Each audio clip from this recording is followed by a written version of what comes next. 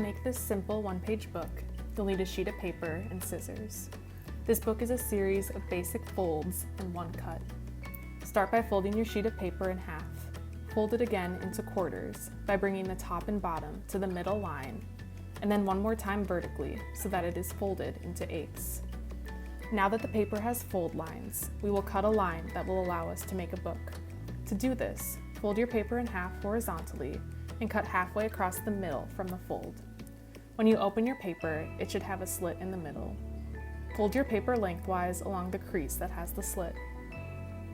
Hold the paper at either end, then push the ends in towards each other.